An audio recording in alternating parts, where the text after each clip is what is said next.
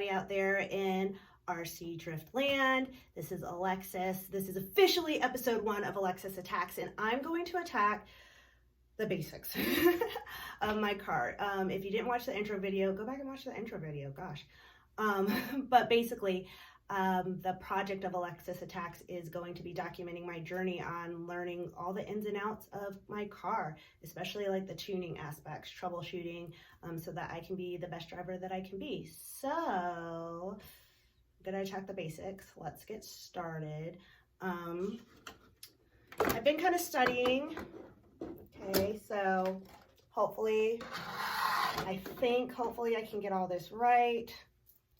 Okay, so I'm not going to get into like details of chassis and stuff like that yet, because that's like a whole nother can of worms. But I can tell you, I mean, you guys probably know because you guys are pros at this stuff, but this is the MST RMX 2.0.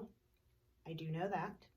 And like I said, I'm going to get into details of like learning what all that means and like the different types of styles of chassis later. But this episode is to cover my basics and understanding of like the major parts, how they work together, and how they ultimately just basically get the car to drive. So here I go. Okay. So starts with, dang it, I forgot. It's okay. It basically starts with the transmitter, or the way that I've been learning is that it starts with the transmitter, which is the way that like my input as the driver gets communicated to the car so that the car can run. And I have a Futaba 4PM. I forgot to grab it to bring it out here, but I'm sure you guys know what that is. But that's what I'm rocking right now. You know, a non driver or somebody outside of the hobby, you know, before I got into it a little bit too much, like I used to call it the remote, but I've learned recently that I guess technically we should be referring it to the transmitter, and that's what I'm going to try to do. So transmitter communicates with my receiver, which is right here. That's how the input from the actual transmitter like gets to the car, and then the transmitter connects to the rest of the mechanics. Specifically, the transmitter connects to my motor, which is right here. It connects to my gyro, which is right here. It connects to my ESC, which I believe back here. And then it connects to my servo as well, which is right here. And those are the other 4 like major operating components. Okay, next up. So from transmitter to receiver, receiver is connected to ESC, motor, servo. Oh, battery. I guess it doesn't, the receiver does me, or yeah, the receiver, I think. Put in the comments, correct me if I'm wrong. Correct me if I'm wrong. I think my receiver connects to my gyro as well. But I also forgot about the battery, which mine sits like right here. I like to drive with shorties. It just makes the car feel a little bit more like compact for me. So receiver connects to the battery as well.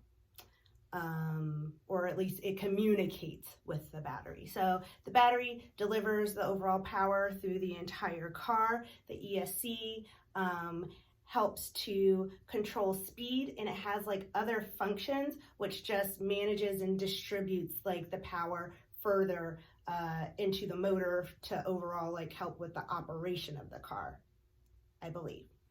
Gyro and servo. So the way I understand it is that, yeah, the receiver connects to the gyro, and then like the gyro connects to the servo. I think that's correct, actually. The way I understand it is like your gyro does kind of like your counter steering, so it helps reduce like the risk of you like spinning out while you're drifting, and it overall like helps the car maintain or keep maintain its like forward direction, forward trajectory relative to how much rotation that you're trying to get in during like a drift or so. So that's my understanding of what a servo does. What the gyro does.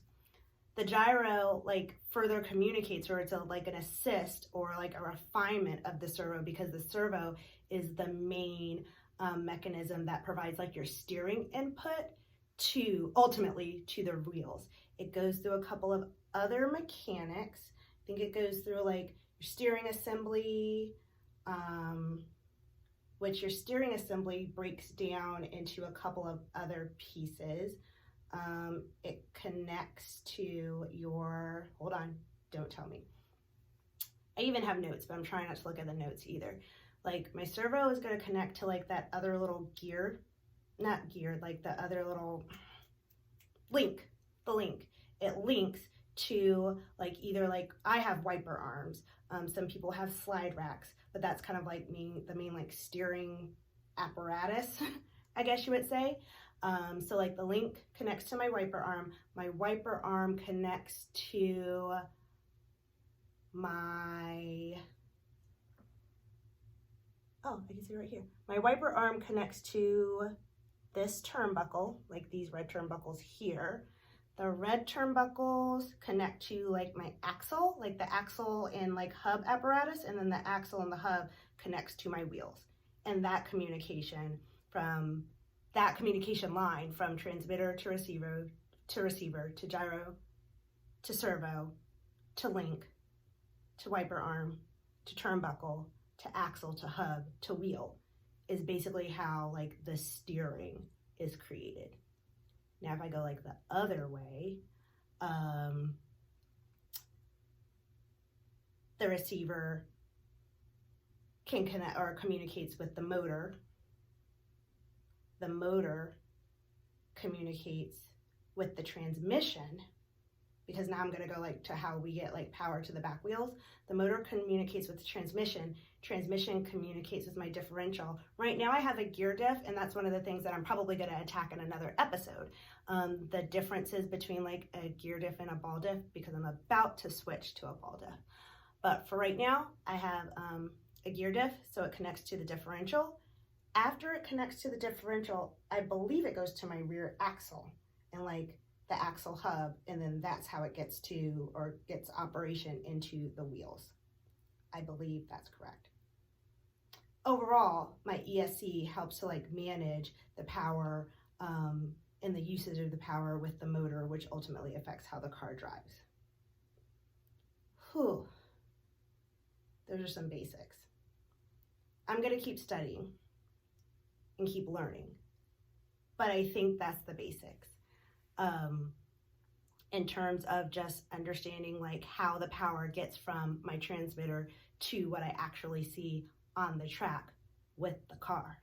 So definitely, if you haven't subscribed to the Quiet Girl Gang channel, which is the channel that probably got you to this episode, please support us and make sure that you subscribe. We're going to be doing a lot of other content from the female point of view, but also from the overall drift community point of view on a lot of fun things.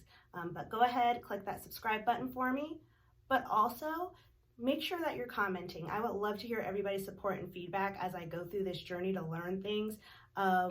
Overall, and I had this conversation with like a lot of guys, like with my boyfriend and with like his teammates and a lot of other, track friends that I have.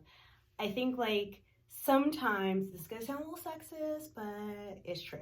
Anyway, sometimes like a lot of guys that we talk to in the community like take for granted like their foundational knowledge level, like the things that just come so instinctively and so easily to you guys.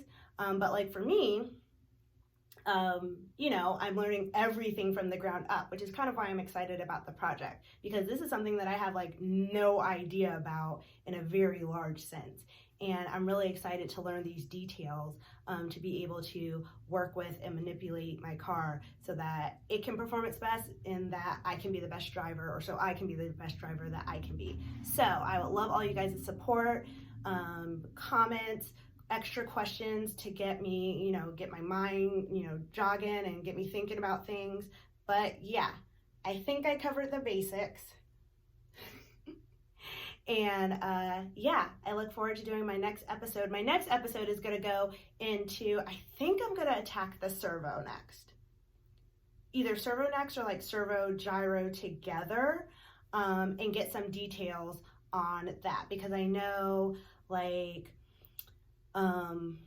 there's different like settings on the servo. I know that you can, adjust the servo through or change some settings on the servo through the transmitter, but then you can also change some settings on the servo through like EverRev D-Servo, by the way. So I can change them like through like the computer software program as well. And then I also know that like using like the buttons and stuff like that, you can make some fine-tune adjustments, and hopefully I will understand that red versus green light factor with the gyro. So when I get to episode 2, if anybody has like a really good way to like explain it so that I make sure that I understand it, I will love a comment on my next episode. But I'm gonna try to attack it in the next episode to make sure that I understand it. But yeah, for all you guys who tuned in, thanks so much for tuning in on my first episode. I think I've covered the basics. Tune in for episode 2 for Alexis attacks. The gyro and the servo? It's probably where I'm heading. All right, thanks guys. See you next time.